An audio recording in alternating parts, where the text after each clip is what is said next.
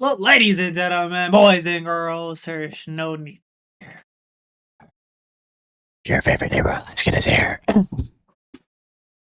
And in today's video, we are reacting to Mom Finds Out Her Daughter is a Psycho Killer.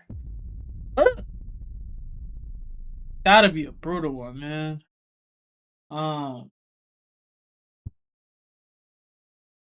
As a parent, damn, I don't know how I would feel finding out my child's out here catching bodies as a teen, bro. That's gotta be a. Damn, I can't even think, bro. We gotta get to this video now, bro. I gotta see what I gotta see the backstory of this. This sounds interesting. Miramar Police Department. Yeah. How you doing, ma'am? I'm waiting for my sister to go over there. What happened? What happened? I just here to speak to you over here for a second. Oh, Lord. Right now, there's an investigation, and I guess it's your daughter. Yeah, that's my daughter. Your daughter, her name came up, so we had to keep everybody out of Martin. Police arrived at the home of 17-year-old Christy Parisian, where her mother was informed that Christy had become involved in a strange and violent incident. About an hour earlier, officers had discovered the body of an 18-year-old boy named Dwight Grant near a nearby apartment complex, brutally stabbed to death. Oh my God. Can you guys go back inside for me? Can you go back inside, please? Don't. Just do as I ask, please. Have been taken into custody in the murder of 18-year-old Dwight DJ Grant. After a body was found there, Local 10's Andrew Perez is live for this 18-year-old from Miramar High School, and instead, officers found a body. As new clues surfaced and the investigation continued, police uncovered a hidden conflict between Dwight and 3 of his classmates from Miramar High School. Now officers needed to track all 3 of them down as quickly as possible to figure out what had really happened, what each of their roles was, and more importantly, why. But what detectives were about to learn about how this murder happened, why it happened, and just how complicated it truly was, turned out to be far more shocking than anyone expected. You can't get away with nothing! There's cameras everywhere. Man. Whew. Get it. Everything started on a Sunday evening. On October 17th in Broward County, Florida, a nurse named Malene Emile noticed something was very wrong. Her 18-year-old son, Dwight Grant, who most of his friends called DJ, hadn't come home that day. Right. DJ wasn't the kind of kid who disappeared without saying anything. He was responsible, focused on school, and always kept his family informed. His sudden silence was completely out of character. This was the beginning of a terrifying mystery for his family. No matter how hard they tried, no one could get in touch with DJ. He wasn't answering calls, he wasn't with any of his friends, and no one had seen him. By Monday morning, the worry exploded. DJ didn't show up to any of his classes, something that never happened. His teachers noticed immediately. Yeah, he looked like an ostrich. He looked like a great kid. You know, he looks like a W son. You know, I mean, he doesn't have very much drip going on, but I mean, like, yeah, he looks like a very responsible, you know, kid. Doesn't look like he gives you too many troubles. You know, looks like a great guy. His friends noticed, and his family knew something was seriously wrong. His family and friends checked every place he might have gone, called every person he might have been with, drove through neighborhoods, handed out flyers. Nothing. Police even went to the high school, hoping someone there might know where he'd gone. Officers spoke to students one by one. At this point, even the smallest detail could be the clue they needed. I have anxiety and depression, so like he would. He has anxiety? No, I have okay, so he will check on you. Do you know the girl that he's talking to or trying to talk to? No. No, does he have a girlfriend? Not to my knowledge, no. No? Okay. Right. All right. So you haven't seen him or what's up? Fuck you looking at, nigga? What you staring at, bro? Walking by, you better keep it pushing. No, everything good? Okay. Okay, so you haven't spoken to him since. Is this his behavior? Like, does he do it? He's a good kid? He's a good kid. He doesn't drink. He doesn't smoke. He goes out. He has a plan. He goes out with his friends. He calls literally all of us all the time to let us know, like, what's up, how you are. Okay. All right.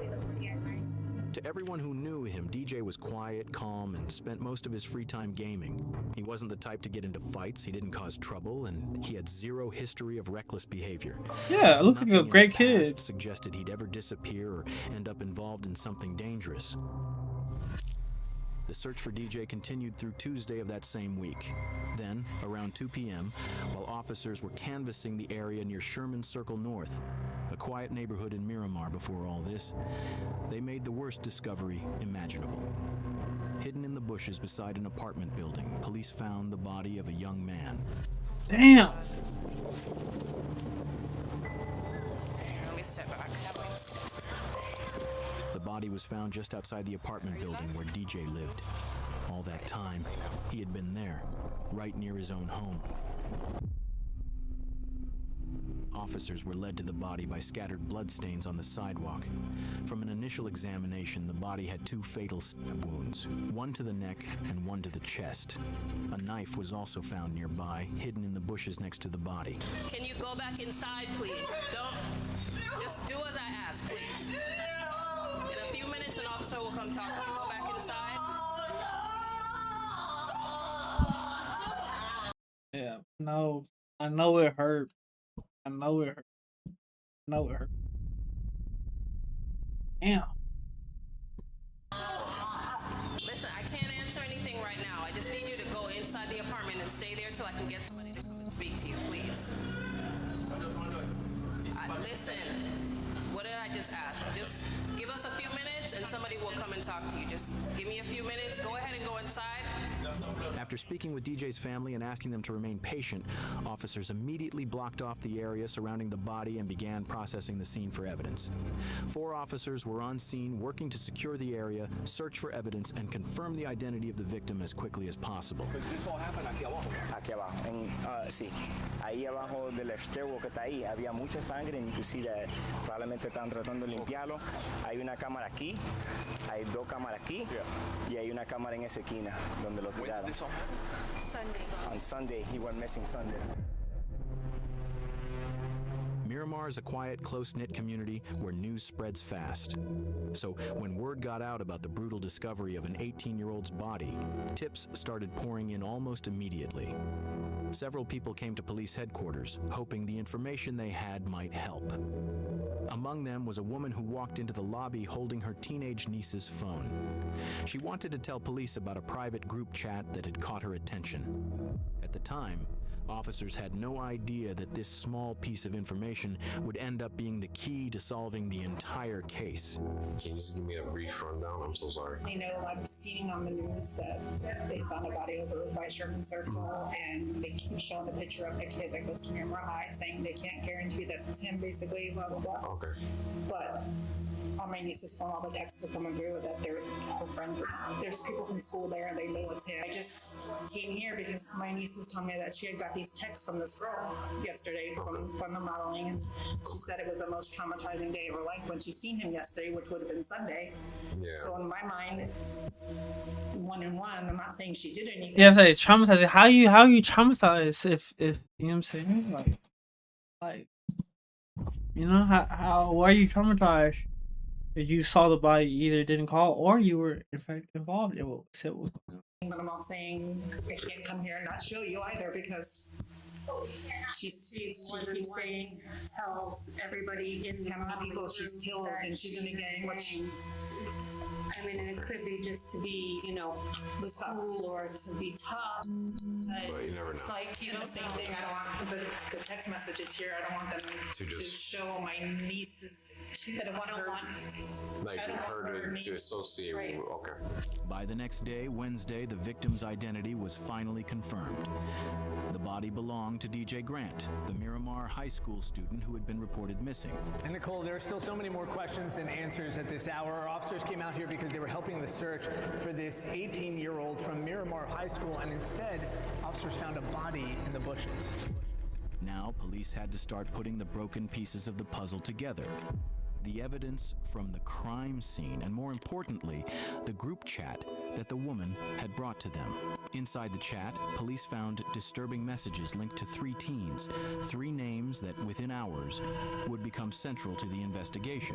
17-year-old Andre Dexter Clements, 16-year-old Jaslyn Smith, and 17-year-old... My prediction right now, I feel like it's pretty obvious, but Andre, he definitely did the stabbing. He stabbed, if I had to guess what the breakdown was, he stabbed him.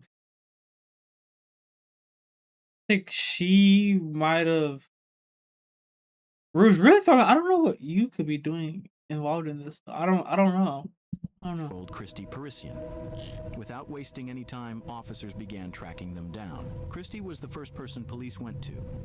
Miramar Police Department. How you doing, ma'am?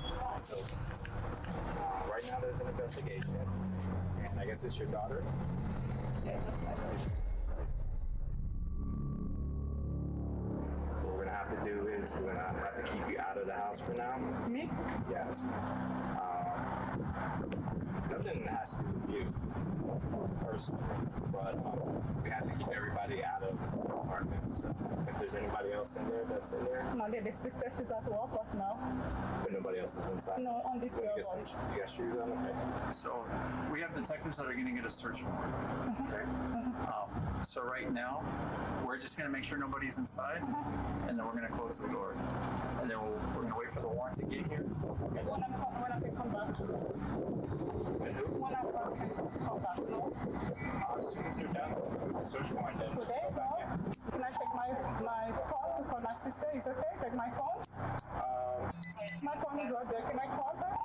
Because I'm looking on her to go. Well, right now at this point, we already gave you, notice that nobody can go back inside. Can you take my phone? Damn, she can't grab the phone, bro. Let the woman grab the phone, bro. Damn, bro. It's not that serious, bro. This is right there, by the way. Is right there. You see my phone right there? We really got to follow protocol. At this point, officers didn't have a warrant, so they wouldn't allow Christy's mother to go inside the house. She waited outside with them until another law enforcement member arrived with a warrant. While they were waiting, she told them that earlier that day, Christy had left her a voice message about the murder. Because of that, they changed course and retrieved the phone so the message could be played.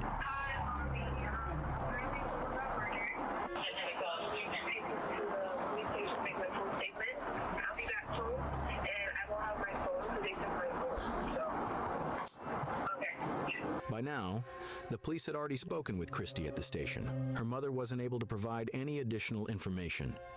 The officers informed her that no one from the family was allowed to leave. So are you going to be around here? Are you sticking around here? Or are you leaving? Leaving where? You're not going anywhere, right? No, I was going to the police station. No, I mean right now. I'm looking for my sister to go to the police station because my sister drives. The next person on the list was Jaslyn Smith. The officers tracked her down and managed to find her around 11 p.m. that same night. Outside her family's apartment, they spoke with her while her mother was present. Did you hurt this person? I didn't hit him or anything. I was just told to push him and make sure he stayed in the home. I don't know exactly what happened. You're telling me that you were told to do something? I don't know what you did. I don't know what you didn't do. She said that she was told to keep him in a corner. Andre. Okay.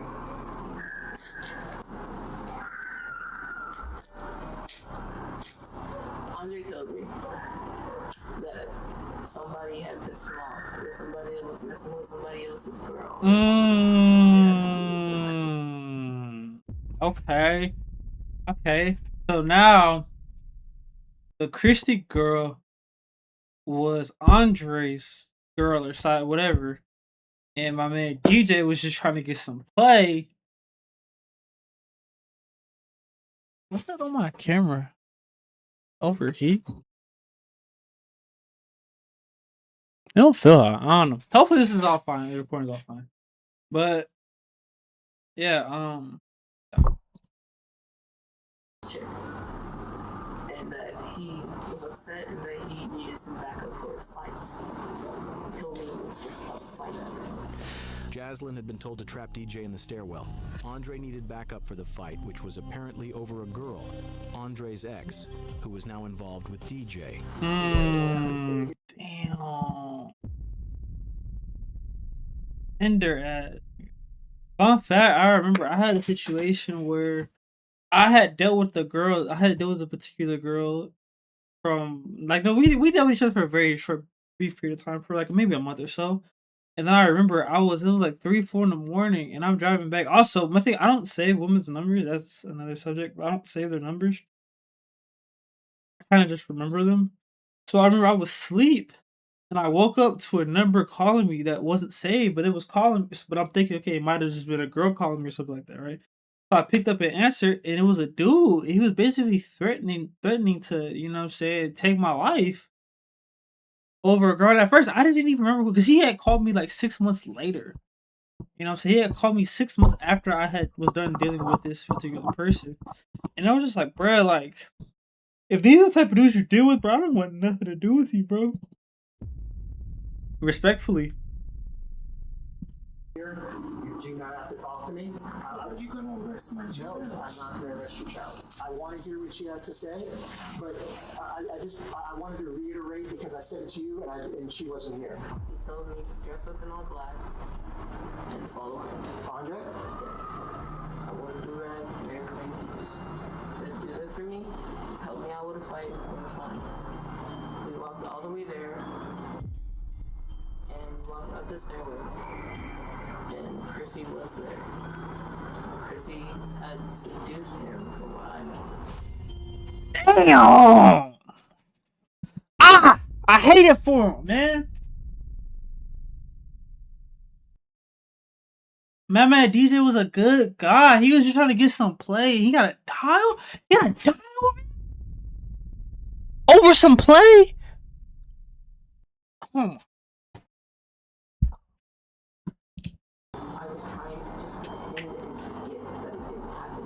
I already knew that if something like this was gonna happen, I already knew the cops were gonna show up sooner or later. And I was already started preparing myself for the worst, Mom. What do you mean by preparing yourself for the worst? If they send me away, Mom. According to her, the mastermind behind the whole murder was Andre. He even picked out the colors of the clothes, and the plan was just a fight. Jaslyn clearly tried to downplay her own role and choices. But over the next half hour, the officers, and even her mother, would unintentionally learn the truth from her words, shocking them to their core. Things her 16-year-old daughter had done were far beyond what her mother could have imagined. Detectives were still putting the pieces together with no clear reason to make an arrest. But Jaslyn knew what was coming. She knew there was no escape, and she had already prepared herself for the worst. Because by everything I've already said, I'm an accomplice, and I know this, and I'm sorry. Come here, I can't. Come here.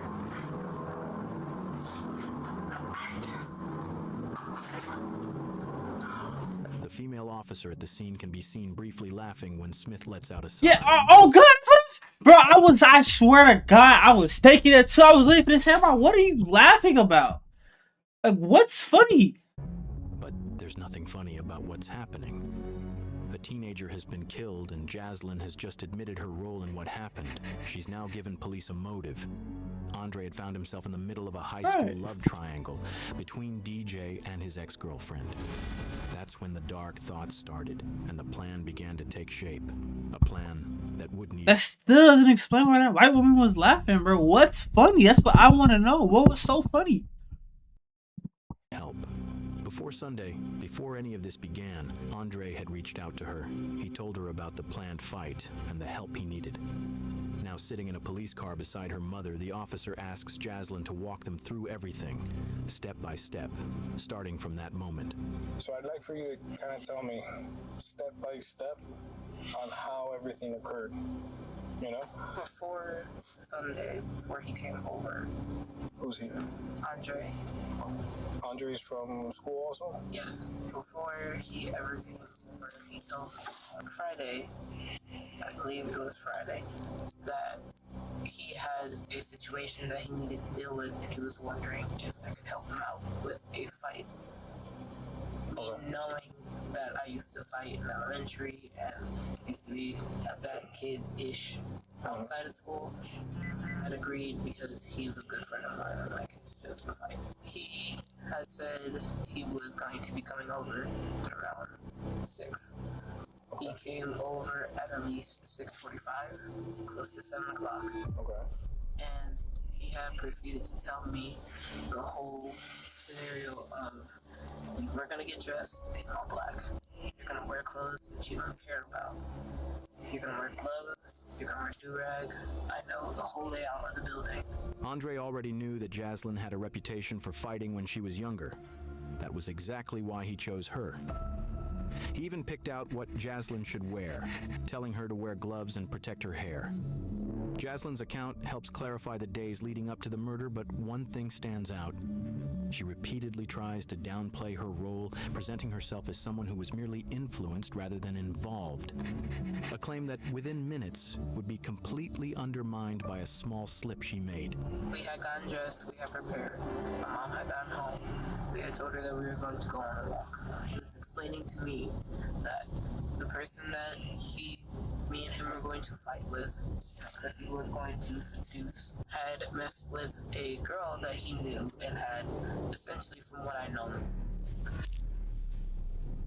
And on the way there, he's telling me exactly where we're going to walk, exactly how we're going to walk, exactly what we're going to do, and we're going to wait for a signal. And I was like, okay, it's just a fight. But immediately when we got in there, we had walked over to where the staircase was, while even telling me to move this way to avoid a camera and to avoid things. So we had walked up the stairs while Chrissy stayed downstairs and made a call. Me and him were upstairs. He's just talking to me, we're relaxed, we're chill. And then he got a signal from Chrissy to walk downstairs. And he had a weapon with him. He told me to hold the weapon. We had gloves on at this time still. We had walked down the stairs. He had approached the boy, and Chrissy had moved back and walked down the stairs for him. Did you know this boy or no? When the boy tried to make a run with it, run for it after Andre approached him and was like, yeah, we have a problem. Mind you, it sounds like to me DJ didn't even do nothing to the Andre dude. He simply was just dealt with the woman that he dealt with. God, yeah, bro, this is just for no reason, bro. It's just so senseless. Chrissy looked at me and he made a run for it, and I'm like, okay, weapons just for intimidation. Put this down. I ran and I helped Andre to tackle him and put him on the ground. Jaslyn uses the word weapon. Even though she's detailed and specific in almost every other part of her story, she keeps this part vague. We already know DJ was found with 2 stab wounds, so whatever the weapon was, it clearly wasn't a gun. What that weapon actually was, and why Jaslyn avoided naming it, becomes clear later in the interview. And it's something that will shock you. Andre asked for the weapon after explaining to him that he was going to kill the other boy. He had asked for the weapon, and I just... We gotta die. That's what's fucking me up, bro. We gotta die over the hus, bruh. We can't just go get a new one. I gotta die. Is that serious? Handed it to him because I'm like, I don't know about this, but I'm like, okay, maybe you're joking, because me and Andre are playful. We like to mess around and we do like play fight, and we're just very like a sibling type relationship. But this time, nothing felt like a joke. The weapon he used, the level of planning involved, his behavior, and the sheer intensity of the violence he unleashed all point to the same conclusion. This was a planned killing, not a spontaneous act. He proceeded to take out his small weapon and attempt to stab. And he was failing, and I was just like, okay, I didn't see it because I'm holding his legs. So I'm in a position where I'm holding both of his legs and I'm wrapped around his under torso, and I just feel poking right here. Jaslyn claims she didn't know Andre's full plan, but she did admit that she helped holding DJ down even after the stabbing began. As disturbing as that is, Jaslyn never stopped or showed regret during the attack, not when DJ was begging for help.